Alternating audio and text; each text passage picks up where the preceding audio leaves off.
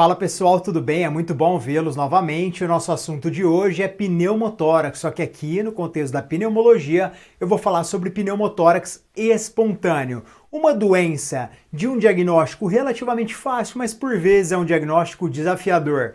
Vale lembrar que das síndromes pleuropulmonares, a única que cursa com timpanismo, a percussão, a dígito percussão daquele hemitórax é o pneumotórax, tudo bem? E ele pode ser espontâneo, quando eu não tenho uma causa aparente, ou ele pode ser traumático ou eventualmente iatrogênico, que é quando eu tenho uma causa aparente. É assim que a gente divide os pneumotóraxes.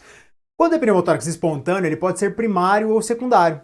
O primário é quando eu não tenho uma causa de base, quando eu não tenho uma patologia pulmonar. O pneumotórax espontâneo secundário é aquele que eu tenho uma doença pulmonar de base. Tudo bem? Claro, o diagnóstico é o mesmo para os dois, mas a condução é um pouco diferente. Eu vou trazer isso para vocês ao longo do nosso bate-papo, onde eu vou falar de diversos tópicos aí. Vou começar a projetar aqui para vocês, falar sobre pneumotórax espontâneo, tópico da nossa aula de hoje, e aí eu vou transitar por alguns tópicos, principalmente definição. Depois eu falo um pouco sobre classificação do pneumotórax, que eu já comecei a falar um pouco para vocês.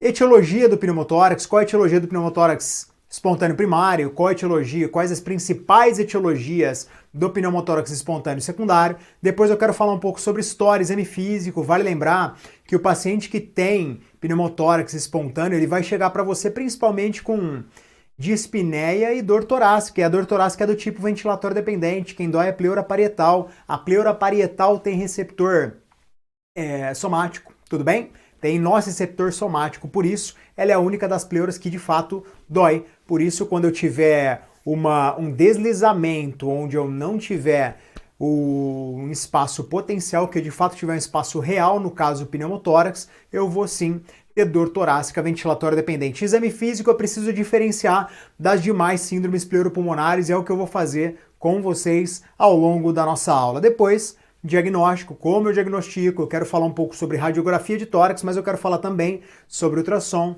e tomografia de tórax. Aí eu salto e vou falar um pouco sobre o manejo. Aqui eu já quero deixar um recado para vocês. Nem todo pneumotórax diagnosticado é pneumotórax drenado, como muita gente acredita que seja. Então tudo bem? Aqui estão nossos tópicos aí do nosso bate-papo ao longo da aula de hoje. Então a primeira coisa, definição do pneumotórax. Como eu defino o pneumotórax? É a presença de ar no espaço pleural. O espaço pleural é um espaço potencial que, por uma dinâmica de forças que eu vou falar um pouco para vocês, tem algum fluxo de líquido pleural por lá. Tudo bem? Então eu tenho um fluxo de líquido pleural que é fisiológico, é um espaço chamado de espaço potencial. Dentro do espaço pleural eu tenho uma pressão que não é negativa, ela é uma pressão subatmosférica, ela está abaixo da pressão atmosférica. Então, por exemplo, se eu estou a nível do mar e tenho 760 milímetros de mercúrio de pressão barométrica, no espaço pleural vai ser 756, 754, vai variar um pouco. Quanto mais negativa, mais perto da inspiração eu estou. Quanto menos negativa, mais perto da expiração eu estou. Vale lembrar que a gente precisa lembrar um pouco da mecânica respiratória aqui. Inspirei, diafragma contraiu e desceu, musculatura intercostal externa contraiu, eu vou inspirar também, caixa torácica expande. Caixa torácica expandiu, eu vou ter esse espaço potencial, eu nunca vou ter ar no espaço pleural em condições fisiológicas, e aí o que vai acontecer? A pressão alveolar vai se tornar discretamente e momentaneamente negativa, aí o ar vai da atmosfera para o espaço alveolar. Na expiração ocorre o inverso, a pressão ela se torna menos positiva, a pressão no espaço pleural. A pressão no espaço alveolar vai se tornar positiva quando comparada à pressão atmosférica, o ar vai do espaço alveolar da atmosfera para a atmosfera. E quando eu tenho o ar no espaço pleural, o espaço pleural ele se torna momentaneamente com uma pressão positiva quando comparado à pressão atmosférica. Então, 761 milímetros de mercúrio, 762 milímetros de mercúrio, isso falando a nível do mar nas CNTPs. Então, a definição do pneumotórax é a presença de ar no espaço pleural, seja ele espontâneo, traumático ou iatrogênico. Aí eu defini todos os tipos de pneumotórax. Só que se eu tenho ar no espaço pleural, alguma coisa aconteceu. Vocês não concordam comigo? Então, vamos supor que eu tenho pulmão, pleura parietal, pleura visceral, espaço pleural e caixa torácica. Das duas, uma. Ou o ar foi do espaço alveolar para o espaço pleural, esse é o pneumotórax espontâneo, ou o ar foi da atmosfera para o espaço pleural, esse é o pneumotórax traumático ou eventualmente iatrogênico, ou o que pode ter acontecido? Tem alguma coisa dentro do meu espaço pleural que produz ar. Vocês não concordam comigo? Então eu tenho essas três hipóteses aí que podem culminar na presença de ar no espaço pleural. Primeira, comunicação entre o espaço pleural e o espaço alveolar. A segunda delas é a comunicação entre o quê? Direta ou indireta entre a atmosfera e o espaço pleural, certo? Ou a presença de eventuais micro-organismos que possam ser produtores de gás e estão presentes no espaço pleural, como acontece em alguns cenários de empiema pleural. Tudo bem? Então é muito interessante que a gente tenha esses conceitos em mente, porque aí a gente define e sabe exatamente a fisiopatologia do derrame pleural, tá joia? Aqui só para mostrar para vocês que aderida ao tecido pulmonar, eu tenho a pleura, o quê? Visceral, certo? E aderida ao gradil costal na face interna ali, e aderida à face diafragmática ou eventualmente pericárdica, eu tenho a pleura parietal. Ela que dói, ela que em última análise produz o líquido pleural, tá certo? E eu tenho diversas funções fisiológicas também do espaço pleural. Aqui, falando um pouquinho da dinâmica, que eu vou projetar um pouco maior para vocês, falando um pouquinho da dinâmica da formação do líquido pleural, tema que é muito mais abordado quando falamos sobre derrame pleural. Dá uma olhadinha, eu tenho pressão hidrostática capilar do lado visceral e pressão hidrostática capilar do lado parietal. Quem vence? O lado parietal, porque aqui é proveniente da circulação sistêmica, eu tenho um maior regime pressórico. Então, em última análise, quem vai ser responsável pela presença do líquido no espaço pleural é a diferença de pressão capilar pulmonar, a presença de pressão hidrostática capilar é a diferença entre pressão parietal, pleura parietal e pleura visceral. A pleura parietal vai vencer, certo? Só que ela ao mesmo tempo também vai drenar o líquido pleural, já que eu tenho algumas estomas que vão drenar para o líquido linfático, para a linfa, tá beleza? Então a pressão oncótica é a mesma dentro e fora ali, né? E aí quem vai vencer esse braço de ferro é a pressão hidrostática capilar gerada pelos capilares que estão presentes, que são provenientes da circulação sistêmica. Só que ela também vai acabar drenando esse líquido pleural, certo? Quando eu tenho algum desbalanço, vou ter formação anormal de líquido, a presença anormal de líquido no espaço pleural, que é chamada de derrame pleural, mas agora eu estou falando da presença de ar no espaço pleural. Esse aqui é o somatório de forças que vai me levar à presença de líquido em excesso. Só que esse somatório de forças também vai deixar a pressão subatmosférica naquele espaço. Se eu tenho ar no espaço pleural, eu não tenho mais uma pressão subatmosférica. A pressão vai ser discretamente positiva quando comparado à minha atmosfera. Tudo bem? Ficou claro esse conceito aí para vocês? Então vamos em frente. A classificação do pneumotórax é aquilo que eu falei para vocês. Vou aqui projetar também um pouco maior para ficar mais claro para vocês. Vou sair da tela momentaneamente para explicar uma coisa. Pneumotórax, ele pode ser definido em pneumotórax espontâneo, traumático ou iatrogênico. Tem alguns autores que colocam o iatrogênico e o traumático na mesma seara. Tá certo? O pneumotórax espontâneo, o mais comum deles é o espontâneo primário, onde eu não tenho uma doença de base pulmonar. O pneumotórax espontâneo secundário é um cenário em que eu tenho uma doença de base pulmonar. Tá certo? O pneumotórax traumático é quando eu tenho um trauma evidente e o pneumotórax iatrogênico é quando eu tenho algum procedimento que foi realizado, como por exemplo, toracocentese, punção de catéter venoso em posição central, são os dois principais aí, ou eventualmente num pós-cirúrgico, onde o paciente já sai de lá drenado na maior parte das vezes. Tudo bem? Qual o mais comum dos pneumotóraxes espontâneos? O pneumotórax espontâneo primário. 85% dos pneumotórax espontâneos eles são primários. Eles sendo primários, eu preciso pensar principalmente naquele paciente do sexo masculino, mais magro, mais alto, aquele paciente com a conformação torácica longilínea, aquele paciente que tem um ângulo de Charpy, o quê? Menor que 90 graus. Esse paciente, comumente, ele será tabagista também. Então eu penso nesses cenários. Paciente homem, alto, magro, e tem uma síndrome aí que está associada a pacientes muito altos e muito magros também, que a gente não pode esquecer, que é a síndrome de Marfan. É muito mais comum o pneumotórax espontâneo em homens, 76 homens para 24 mulheres. E aqui a presença de doença concomitante é rara. Quando eu tenho, só para deixar aberto aí para vocês, pneumotórax espontâneo em paciente jovem, eu penso principalmente em pneumotórax espontâneo primário. Pneumotórax espontâneo em paciente idoso, acima dos 50, 60 anos, eu penso muito em pneumotórax espontâneo secundário. E aí eu preciso investigar alguma doença pulmonar de base que eventualmente está me levando a esse pneumotórax. Tudo jóia? Então 15% dos pneumotórax eles serão o quê? Pneumotórax espontâneos secundários. Idade média ao diagnóstico, 53 anos, podendo ser uma faixa etária mais idosa também, certo? Homens, 4 homens para cada mulher, e a presença de doenças concomitantes, ela é frequente. Então deixa eu te dar um exemplo aqui, só para a gente começar a trabalhar a questão do diagnóstico diferencial. Chegou um jovem para você, alto, magro, do sexo masculino e tabagista, no seu pronto-socorro, chegou lá no seu primeiro plantão, depois de formado. Doutora, doutor, tô com uma queixa aqui de dor aqui nesse lugar do peito. E quando eu respiro fundo, dói. Eu, inclusive, tenho que travar um pouco a respiração, porque senão eu não aguento de dor.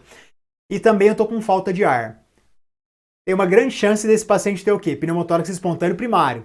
Agora, chegou um paciente com dispneia e intolerância aos esforços há 15 anos, tabagista sem massa usando. Esse paciente tem 85 anos. Chega com dor torácica ventilatória dependente e dispneia, eu preciso pensar em pneumotórax espontâneo também, mas aí muito mais provável que a etiologia seja secundária. Secundária é uma das doenças obstrutivas, no caso, doença pulmonar obstrutiva crônica. Então, só para a gente ver como vai ficar aí esse leque diagnóstico. O que eu preciso saber agora? De 100 pneumotórax que chegam na sua urgência, 85%, de 100 pneumotórax espontâneos que chegam na sua urgência, 85% serão espontâneos primários, 15% espontâneos secundários. Os primários, pensar em homem, jovem, alto e magro. Ou se ele tiver, eventualmente, síndrome de Marfan, principalmente se ele for tabagista. Pneumotórax espontâneo secundário, eu penso sobretudo em doença pulmonar obstrutiva crônica. Tudo bem? Já começa a ter esse gatilho mental aí. Agora, se o meu paciente tiver pneumotórax espontâneo secundário, quais serão as principais doenças que potencialmente causarão esse pneumotórax espontâneo? Vamos lá. Mais comum, doenças obstrutivas, principalmente doença pulmonar obstrutiva crônica, sobretudo aquele paciente que tem aquele enfisema com coalescência dos espaços aéreos, destruição de septo interalveolar, aquele paciente que tem lá aquele enfisema paraseptal, que está perto do septo interlobular e eventualmente tem contato com a superfície pleural. Se eventualmente um ou outro enfisema daquele enfisema bolhoso cura por algum motivo, por tosse, por valsalva, e entra em contato com o espaço pleural, aí eu vou ter pneumotórax.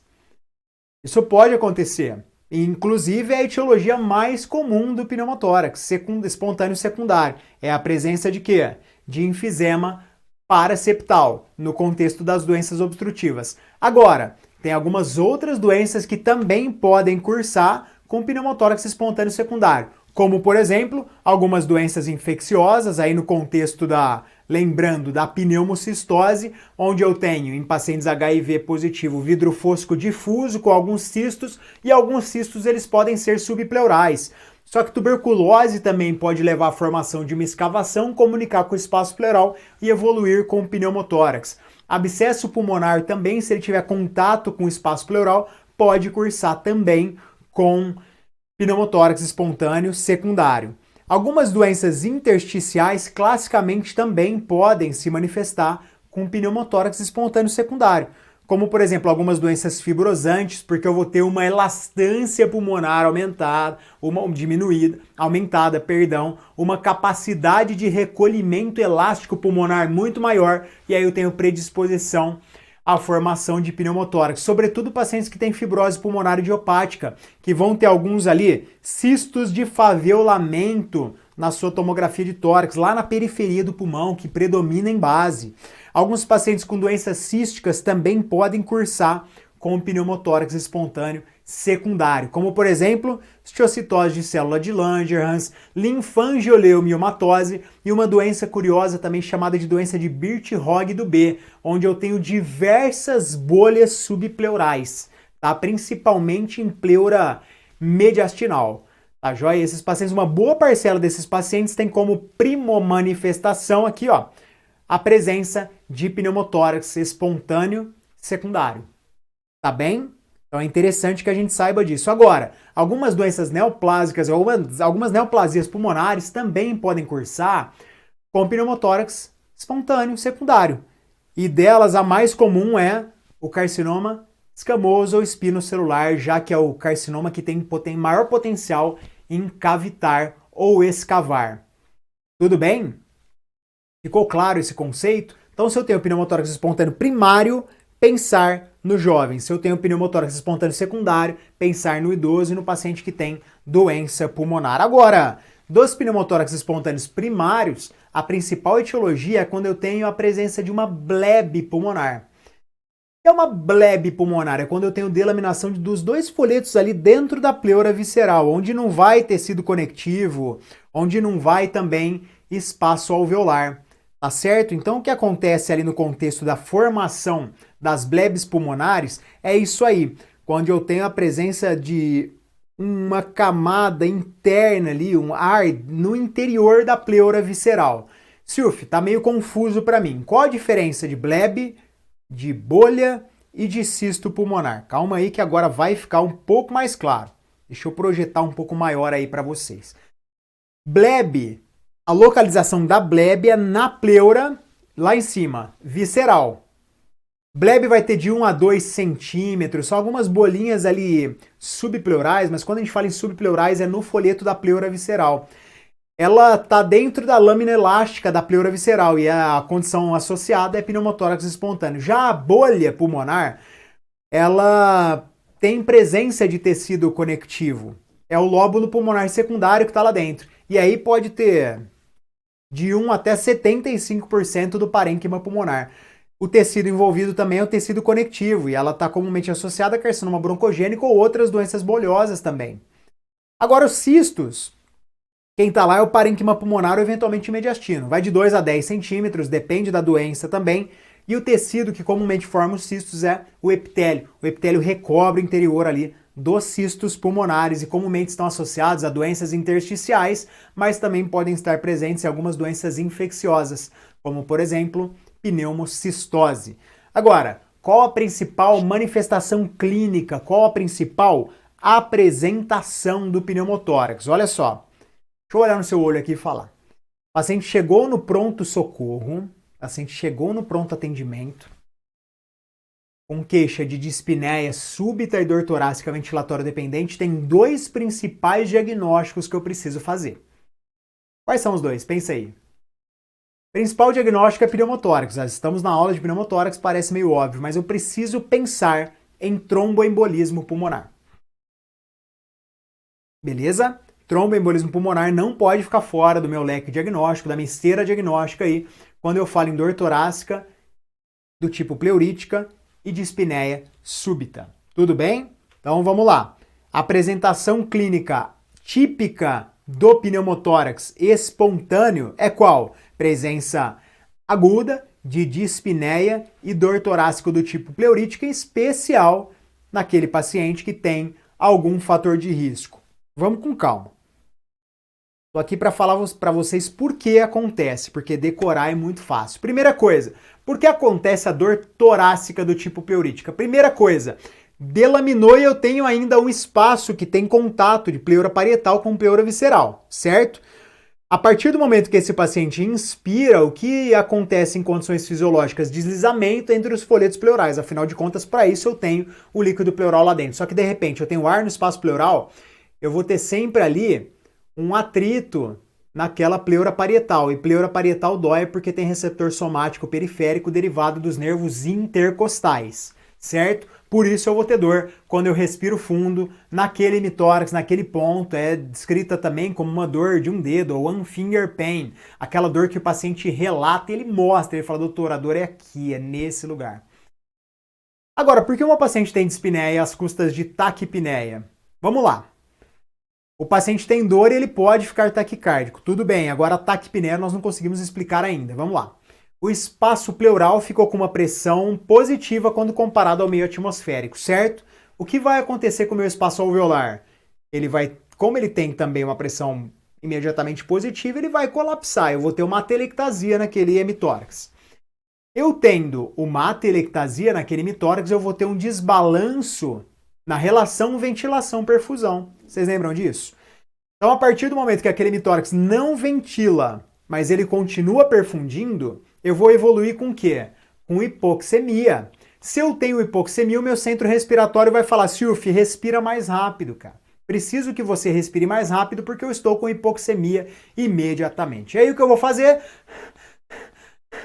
Vou evoluir com taquipneia. E a taquipneia vai me levar a uma alcalemia, e a origem dessa alcalemia é uma alcalose respiratória. Por quê? Porque o CO2 é 20, 25 vezes mais difusível do que o O2. Então eu posso ter hipoxemia e vou ter também alcalemia, e a origem da alcalemia é uma alcalose respiratória. pH alto com CO2 baixo, eu, entre aspas, lavei mais esse CO2.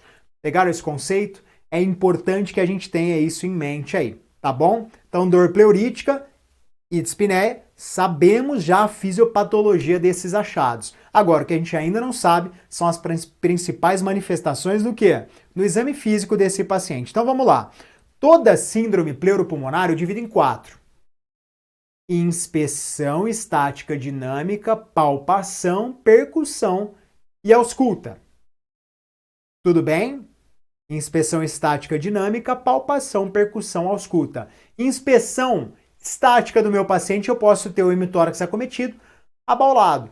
Inspeção dinâmica, a depender, claro, da reserva funcional do meu paciente e da extensão do pneumotórax, eu posso ter sinais de insuficiência respiratória, eu posso ter um paciente completamente estável do ponto de vista clínico. Então vai de um paciente estável do ponto de vista clínico até um paciente em franca insuficiência respiratória. Inclusive, em alguns cenários, eu posso ter uma pressão tão positiva dentro do espaço pleural que pode até rechaçar o meu mediastino para o lado contralateral.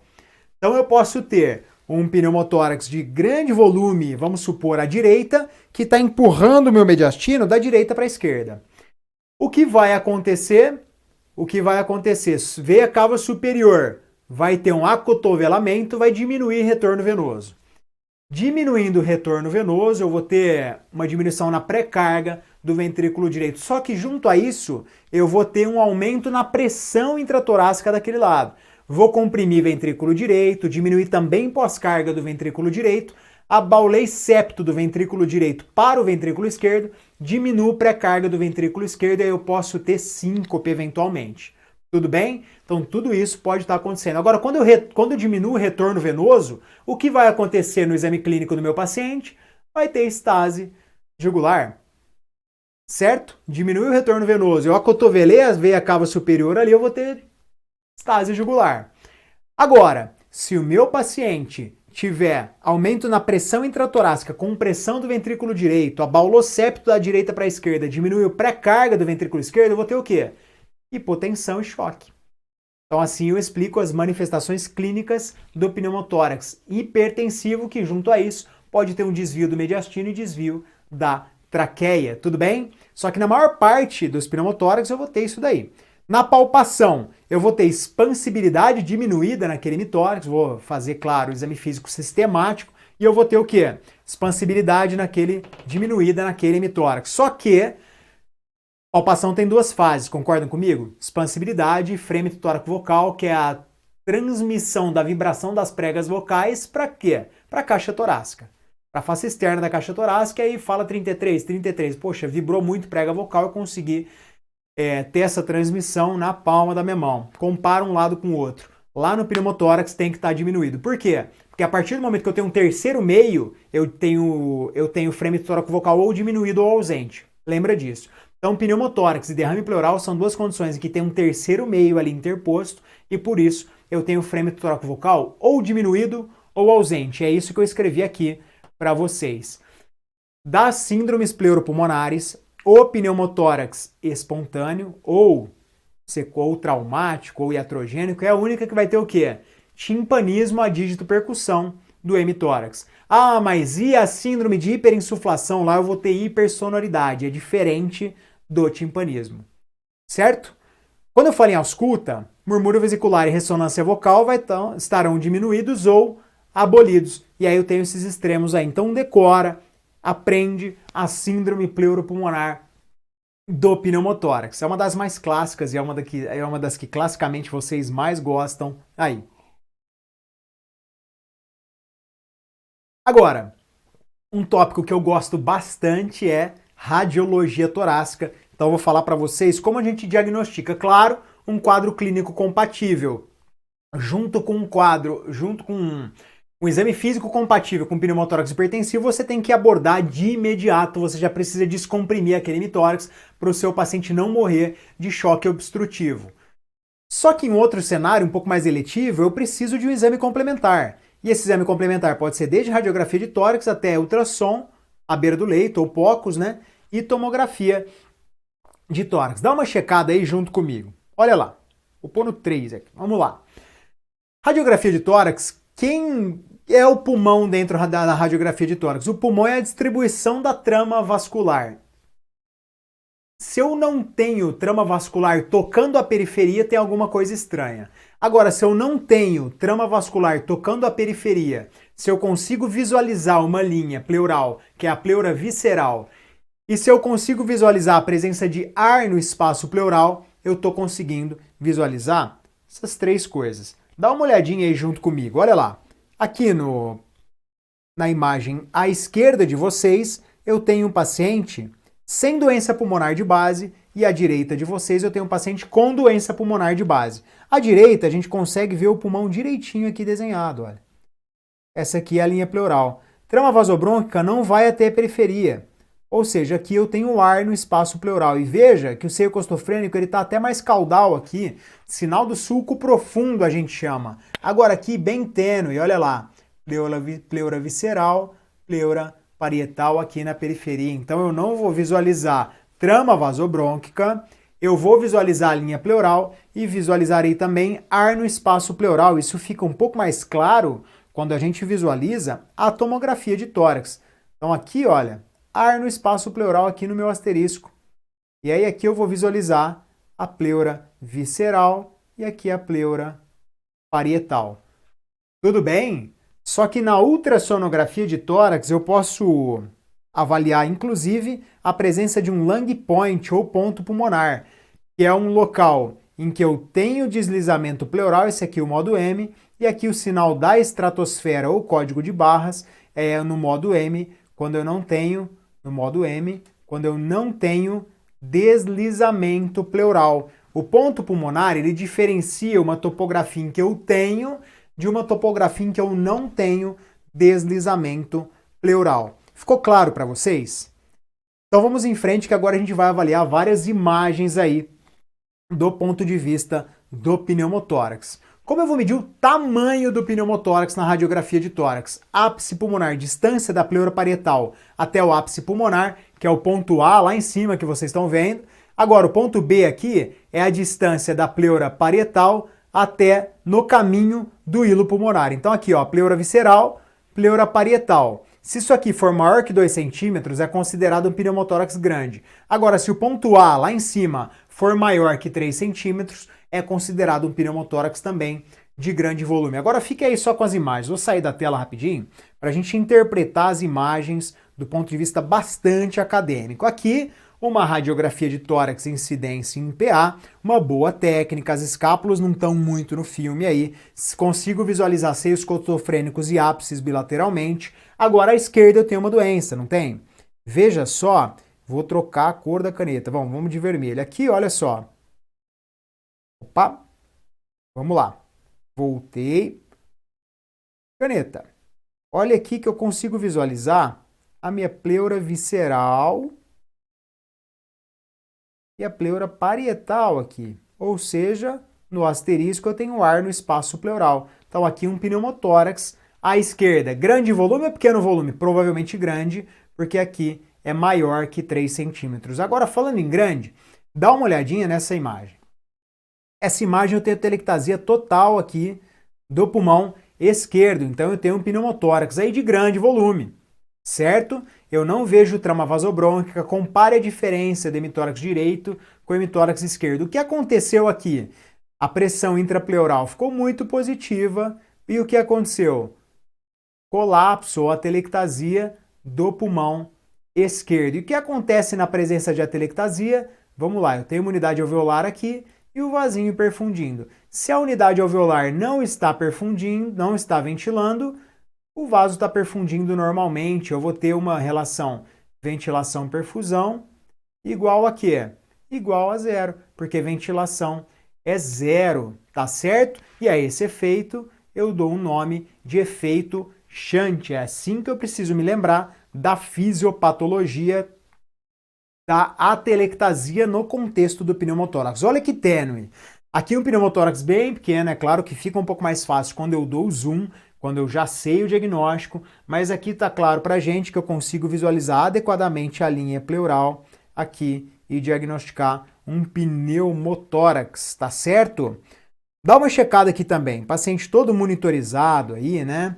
Tá? Paciente todo cheio dos monitores, tá bom? Então aqui, olha lá, ó, consigo visualizar também a presença da linha pleural. Aí você vai me falar, Silvio, parece que o seio costofrênico está um pouquinho velado aí, não tá? E eu vou concordar com você. O seio costofrênico está discretamente velado. E a gente não pode esquecer que num contexto de pneumotórax eu tenho também o quê? Quando eu tenho uma atelectasia num primeiro momento, eu posso ter um aumento da pressão negativa intratorácica. Se começou com uma atelectasia, o paciente pode ter desenvolvido também um pouquinho de derrame pleural ali naquele contexto, tá certo? Então dá uma olhadinha agora nas tomografias e olha como pode ser tênue esses achados. Olha lá, aqui bem discreto, né? Não vou nem passar a caneta ali na pleura visceral, porque tá tão pequenininho e a gente consegue visualizar que tem até um artefato ali. Será que não é um dreno? Será que não é uma válvula de Heinrich anterior? Muito provavelmente, porque a válvula está entrando aqui e a válvula está aqui. Então aqui muito provavelmente é um pneumotórax com válvula, um pneumotórax já drenado, tá certo?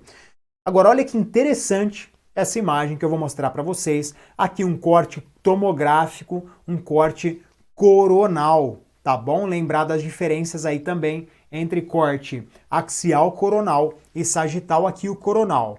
Primeiro, qual o pulmão doente? O pulmão direito, certo? No pulmão direito eu consigo visualizar, olha aqui, ó. Eu consigo visualizar a presença de ar no espaço pleural. Mas o que eu quero mostrar para vocês é a etiologia. Aqui é um jovem com pneumotórax, sexo masculino, paciente um pouco mais longilíneo, tabagista. Dá uma olhadinha que aqui no ápice pulmonar eu tenho duas blebes pulmonares. E aí a principal etiologia do pneumotórax espontâneo primário. Beleza? Dá uma checada aqui que interessante também. Ar no espaço pleural com a presença de uma blebe pulmonar. Agora, em alguns cenários, esse caso pode se tornar um pouco mais dramático, que eu preciso diagnosticar à beira do leito. Uma entidade conhecida como pneumotórax hipertensivo, que é aquele paciente que vai estar hipotenso, instável do ponto de vista hemodinâmico, retorno venoso diminuído, pré-carga do ventrículo esquerdo diminuída também, estase jugular. Aí eu preciso rapidamente abordar esse paciente. Só que em alguns cenários, como eventualmente o exame físico passou ali, eu posso ter alguns exames de imagem que são compatíveis com pneumotórax hipertensivo, com desvio do mediastino ali contralateral, né, cheio de ar no espaço pleural, com uma atelectasia total aí do hemitórax direito. Deixa eu mostrar para vocês com um pouco mais de detalhe. Aqui é tudo ar no espaço pleural, sinal do sulco profundo aqui também, olha lá, ó, seio costofrênico lá embaixo, né? Aqui é a atelectasia total do pulmão direito, desvio do mediastino contralateral. Imagina a cava superior ali como não está sofrendo, né? E aqui uma imagem de um modo M, de um ultrassom pulmonar com sinal do código de barra ou estratosfera. Aqui um pneumotórax, tá? Só que eu posso ter o ponto pulmonar também. Olha aqui o lung point. Aqui, daqui para cá, eu tenho deslizamento pleural, daqui para cá eu não tenho deslizamento pleural e eu vou ter no modo M o sinal do código de barras. Tudo bem? Ficou claro aí para vocês? Isso é o mais importante, tá bom? O mais importante é que vocês saibam visualizar e reconhecer um pneumotórax, sobretudo na radiografia de tórax. Tem vários achados ali que eu preciso lançar a mão, tá certo? Agora, como eu vou fazer um manejo desse pneumotórax? Isso é extremamente importante também que vocês saibam. Primeira coisa, o principal objetivo no tratamento aí do pneumotórax é evacuar a presença de ar no espaço pleural e, em um segundo momento, prevenir que eu tenha novos pneumotóraxes. Então, o mais importante, primeira coisa, é eu tirar de alguma maneira o ar desse espaço pleural. E segundo, será que o paciente pode ter de novo pneumotórax? Se ele puder ter, eu preciso rapidamente saber o que eu estou fazendo. Primeira pergunta que eu devo fazer, o meu paciente está estável ou instável do ponto de vista clínico? E aí, trago para vocês uma tabela do CHEST, né? Adaptada aí do CHEST, que fala sobre estabilidade ou instabilidade clínica no contexto do pneumotórax. Primeiro passo, meu paciente está taquipneico com frequência respiratória maior que 25? Meu paciente está brádio ou taquicárdico? Meu paciente está hipotenso? O meu paciente está dessaturando? Meu paciente não consegue completar frase, tamanho de insuficiência respiratória? Eu pergunto para vocês, preciso decorar a tabela? Não, né? Porque se o meu paciente está com frequência respiratória maior que 24, você já está vendo que ele não está instável do ponto de vista clínico. Se o meu paciente está bradicárdico, está muito errado. Se o meu paciente está com frequência cardíaca acima de 120, também tem alguma coisa muito errada. Saturação menor que 90.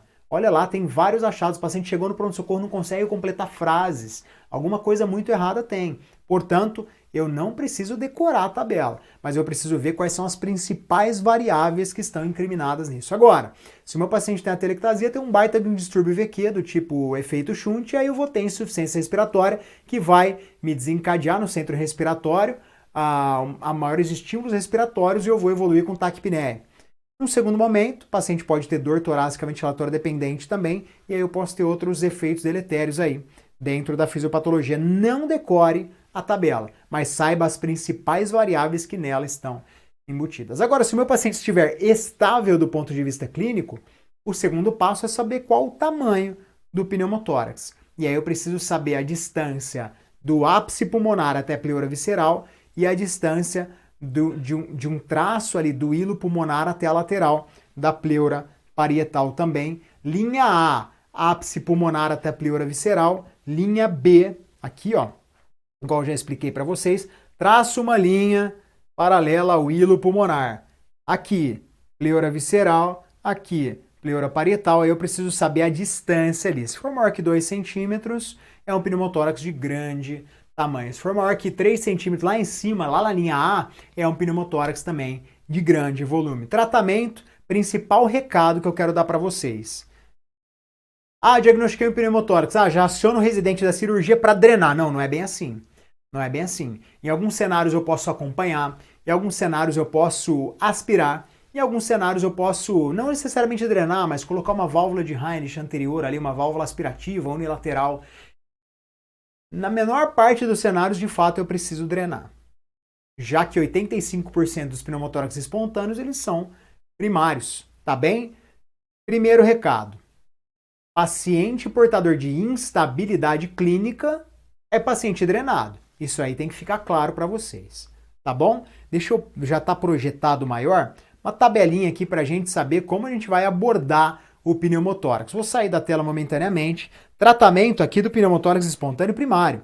O primário, para relembrar vocês, pensar em paciente jovem, homem, alto, magro e tabagista, eventualmente portador da síndrome de Marfan. É aquele paciente que não tem patologia pulmonar, principal causa, blebs pulmonares. Se o paciente não estiver estável do ponto de vista clínico, vocês lembram, frequência respiratória, frequência cardíaca e saturação. Estabilizo esse paciente e já evolui para drenagem pleural fechada e imediata. Agora, se o seu paciente está clinicamente estável, o que eu preciso saber? É um pneumotórax recorrente? É a segunda vez que ele tem pneumotórax? Terceira, quarta? Existe alguma outra indicação de drenagem, como por exemplo a presença de empiema? Se sim, ele precisa drenar de imediato. Agora, se não, eu vou avaliar o tamanho do pneumotórax. Se for um pneumotórax pequeno, eu vou fazer o quê? Oxigenoterapia. Ele melhorou? Acompanho. Ele está igual ou progrediu? Aí eu dreno ou toraxostomia. Agora, se o pneumotórax é grande, eu vou fazer a aspiração por catéter. Se a aspiração por catéter é a metoximétrica mesma, tá? Se a aspiração por catéter não der certo, eu não faço, eu progrido com drenagem ou toraxostomia. Agora, uma coisa que precisa ficar claro para vocês. Raio-X expirado não tem mais evidência. Antigamente, o pessoal falava, poxa, mas se eu fizer um raio-x em expiração profunda, vai ficar mais fácil de eu ver o pneumotórax. Isso caiu por terra, não existe mais. Uma outra coisa que caiu por terra é a oxigenoterapia 100% em máscara não reinalante para todos os pacientes. Atualmente eu não faço mais isso. A gente acreditava que se eu denitrogenasse o espaço alveolar, o nitrogênio ele iria sempre para o espaço alveolar, do espaço pleural para o espaço alveolar, e com isso diminuiria o volume do pneumotórax, mas isso parece ter caído por terra por um momento aí, tá bom? Então aqui só revisando a abordagem do pneumotórax espontâneo primário. Se ele estiver instável, se o pneumotórax for recorrente ou se tiver alguma outra indicação de drenagem, eu dreno. Se o paciente estiver estável do ponto de vista clínico, não tiver nenhuma outra indicação de drenagem e se não for um pneumotórax recorrente, eu não dreno o meu paciente. Só que a condução é um pouco diferente quando a gente fala em pneumotórax espontâneo secundário. Dá uma olhada aí, que interessante. Pneumotórax espontâneo secundário, a mesma coisa aqui. Paciente instável, outra indicação em pneumotórax recorrente, eu vou drenar direto. Aí eu vou avaliar o tamanho. Aqui, pneumotórax pequeno, eu vou aspirar por catéter ou toraxostomia, eu não acompanho, tá bom? Pneumotórax espontâneo secundário, eu sempre abordo. Se o pneumotórax for grande, drenagem fechada, eu não vou aspirar. Veja que eu preciso ser um pouco mais agressivo na abordagem do pneumotórax espontâneo secundário. Tudo bem? Como a gente foi nesse caso que eu vou mostrar para vocês. Aqui eu tenho o pneumotórax espontâneo secundário à esquerda. Aqui a válvula de Reinich, né, com seu pigtail, ele foi abordado por toraxostomia, e aqui já na ausência do pneumotórax. Tudo bem? Então conversamos aí bastante coisa sobre pneumotórax espontâneo primário e secundário. O primário é quando eu não tenho doença pulmonar de base, principal causa Blebs pulmonar no paciente jovem, sexo masculino, alto, magro, marfanoide, ou eventualmente um paciente mais idoso, também do sexo masculino, portador de doença obstrutiva ou de alguma outra doença obstrutiva. Para a gente fechar com chave de ouro aqui, eu quero fazer algumas questões junto com vocês. Então vamos lá. Primeira questão do SES Maranhão. A principal causa do pneumotórax espontâneo é o... Quais são as causas do pneumotórax espontâneo primário? Ruptura de Blebs pulmonares ou bolhas subpleurais. Se for secundário, 15% dos pneumotórax espontâneos são as doenças obstrutivas. Ou seja, quais alternativas serão incorretas? Trauma torácico fechado? Não. Carcinoma epidermoide é uma causa de pneumotórax espontâneo secundário, só que não é de longe nem a principal causa. Pneumonia bacteriana? Não. Ruptura de bronquiectasias é uma causa também de pneumotórax espontâneo secundário, só que a mais comum é a ruptura de bolhas subpleurais, alternativa E, tudo bem? Outra questão do Mato Grosso do Sul que eu gostaria de fazer com vocês aqui, homem de 36 anos, tabagista, olha que interessante, 36 anos tabagista, ele está ali no meio do caminho entre o paciente jovem e o idoso. Carga tabágica talvez seja compatível com a DPOC, mas deixa isso para lá por enquanto. Vem com queixa de dor torácica súbita, com piora a inspiração profunda, ou seja, uma dor torácica do tipo pleurítica. Ao exame, dispineico, sudoreico, acianótico, etc, etc, e com hipertimpanismo à percussão. O que é hipertimpanismo à percussão? Pneumotórax espontâneo, infarto da hipertimpanismo. Aterectasia da maciçez ou submaciçez. Neoplasia pode preencher alveolar, pode preencher alvéolo, pode ter uma massa, mas aqui o resultado, a alternativa é A. Tudo bem? Mais uma questão aqui para a gente gabaritar do Rio de Janeiro. Olha que interessante. Paciente previamente rígido relata história de dor torácica súbita, sucedida de dispneia progressiva e tosse. Os principais diagnósticos diferenciais aqui são tromboembolismo pulmonar e pneumotórax. Ao chegar no PS, a radiografia evidenciou pneumotórax. Se o paciente é previamente rígido, o pneumotórax não é secundário. O paciente não tem febre, não está toxemiado, não tem expectoração, não vai ser pleurite bacteriana, não vai ser pneumonia atípica. Pneumotórax por tuberculose, paciente é previamente rígido, então o diagnóstico aqui é pneumotórax espontâneo. Tudo bem? Mais uma questão aqui do Rio de Janeiro. Olha que interessante.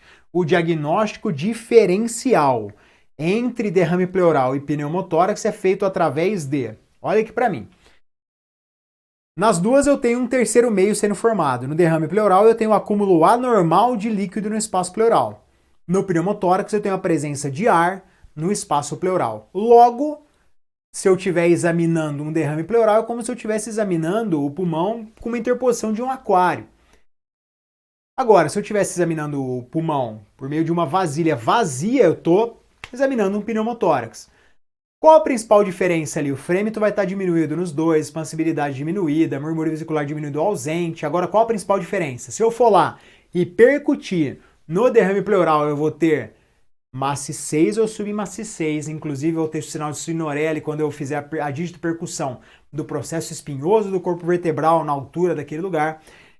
A altura do derrame pleural, perdão. Agora aqui a diferença principal vai ser em qual fase do exame físico. Vai ser na ausculta? Não, os dois vão estar diminuídos ou ausentes.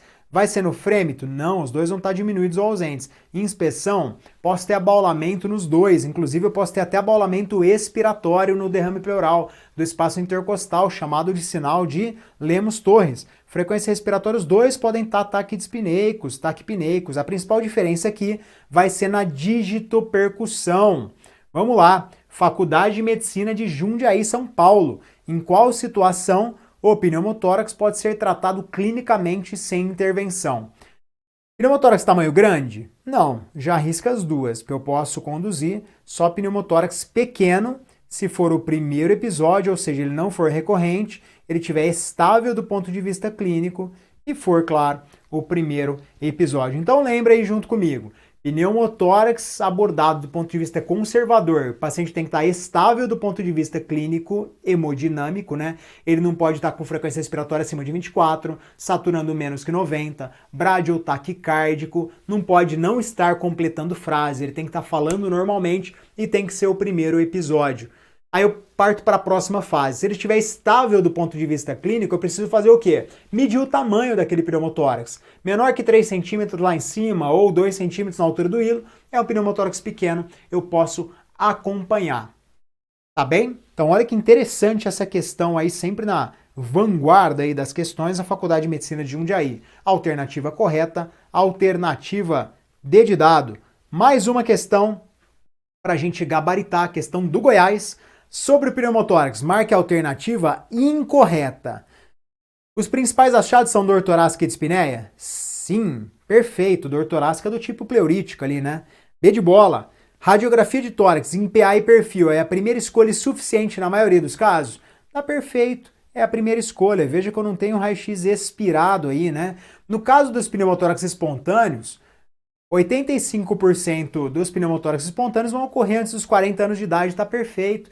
Jovem, sexo masculino, magro, alto, lembra disso aí. Tabagismo é um fator de risco, aqui tá perfeito. Nos grandes pneumotórax, o exame físico apresenta redução da expansibilidade, aqui tá errado, né? Aumento do frêmito tóraco-vocal, hipersonoridade é hipertimpanismo e aumento do murmúrio vesicular, que é diminuição. Então veja que a síndrome pleuropulmonar aqui está totalmente comprometida, né? A punção venosa profunda é uma das causas mais comuns de pneumotórax iatrogênico, o que está absolutamente correto. Alternativa D de DPOC. Tudo bem? Então veja só que interessante por onde transitamos ao longo do nosso bate-papo de hoje. Começamos falando sobre definição do pneumotórax. Presença de ar no espaço pleural. Depois falamos um pouquinho sobre a classificação dos pneumotórax. Espontâneo, traumático ou iatrogênico. Sendo espontâneo, ele pode ser primário, quando eu não tenho doença pulmonar, pode ser secundário, quando eu tenho alguma doença pulmonar. Etiologia, se for espontâneo, eu preciso pensar em blebs pulmonares. Se for secundário, eu preciso pensar em DPOC. No exame físico, eu preciso tomar cuidado e diferenciar a percussão do derrame pleural do pneumotórax, certo? O diagnóstico ele é clínico radiológico, mas se eu tiver uma entidade chamada pneumotórax hipertensivo, o diagnóstico vai ser eminentemente clínico.